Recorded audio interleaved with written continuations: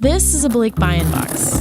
It's a care package from my mom back home in Los Angeles. It's always filled with everyday items and a bunch of Filipino goodies. Instant noodles in here, sinigang soup packets, fruit from my mom's backyard, toothpaste. But then there's this, skin whitening products.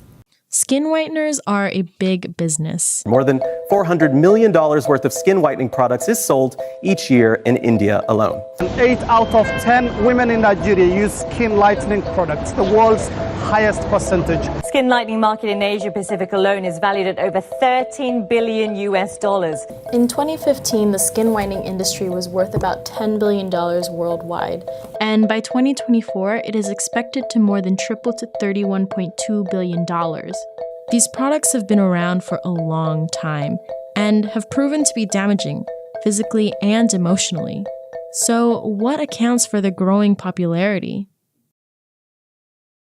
For starters, skin whitening products rely on advertisements like these.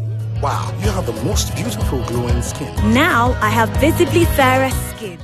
Skin color forms part of what gives us status and prestige in society. All these negative associations that society has already imposed on dark skin, you can't be happy, you can't find a man, right? You don't fit into society's beauty ideals.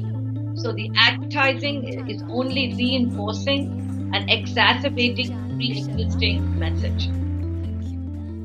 Thanks to globalization, it's a message that's reaching more people every year. The worldwide cosmetics market was worth about $293.5 billion last year, and it is expected to grow. That growth is fueled by a rising middle class, especially in the Asia-Pacific region, which has the biggest share of the cosmetics market. But these products and the messages of these ads are destructive because they rely on a concept called colorism, which sociologist Margaret Hunter defines as the process of discrimination that privileges light-skinned people of color over their dark-skinned counterparts. One study showed that lighter-skinned black women in North Carolina received shorter prison sentences than their darker peers. Another study found that white interviewers deemed light-skinned blacks and Hispanics more intelligent than dark-skinned people who had identical educational achievements. They also reinforce centuries-old ideas about race and hygiene. Check out these old soap ads. This was part of this larger project, right, of presenting white civilization, European civilization as superior. And here the association is that blackness is a form of uncleanliness that can be wiped away, but it's also in many ways simply a very blatantly racist ad. During the Civil Rights era, the Black Power movement sought to counter this idea with messages like "Black is beautiful." But that message hasn't undone the damage wrought by centuries of colorism. Why do you want that skin color? Because it looks lighter than this kind, because this looks a lot like that one. Mm-hmm. And I just don't like the way brown looks, because the way brown looks really nasty for some reason, but I don't know what reason. That's all. These products are also dangerous because they can physically damage the skin. I've seen very intense cystic acne. I've seen irreversible skin thinning from using high-strength hydroquinone. I've seen ochronosis, which is a paradoxical darkening of the skin. Aside from creams and soaps, there's a wide variety of ways people are lightening their skin, like getting chemical peels, using glutathione injections or pills, or even applying cleaning bleach to their face and body. Hydroquinone is a highly toxic chemical used in photo processing, rubber manufacturing, and hair dyes, but it is also one of the most commonly used ingredients for skin whitening.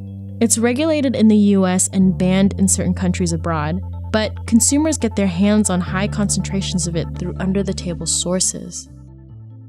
In the US, light-skin beauty standards still exist in more subtle messages like, "Who is considered the most beautiful?" and some celebrities of color are appearing to have lighter skin over time. You are looking to be white. What do you say to that? I will say that as an adult, you decide to do things. It's like, do you guys condemn people who tan their skin? Is that something, do they do it because they hate themselves? No, it's a choice as an adult. While wanting lighter skin is not a crime, nor is it necessarily bad, it's important to be conscious of this choice and why it's different from skin tanning or putting on lipstick. Because ultimately, from applying creams and getting regular treatments to avoiding skin tanning altogether, skin whitening is a way of life. Attitudes are starting to change with inclusive makeup lines and emojis, media campaigns celebrating dark skin beauty, and more celebrities talking about the issue. I still feel like that's what we're fighting, healing from the past. But many people are still unaware of their preferences for light skin because it's so deeply ingrained in society. And despite the criticism and safety issues of these products, the projected growth in sales means the world still has a long way to go until the practice of skin whitening becomes obsolete.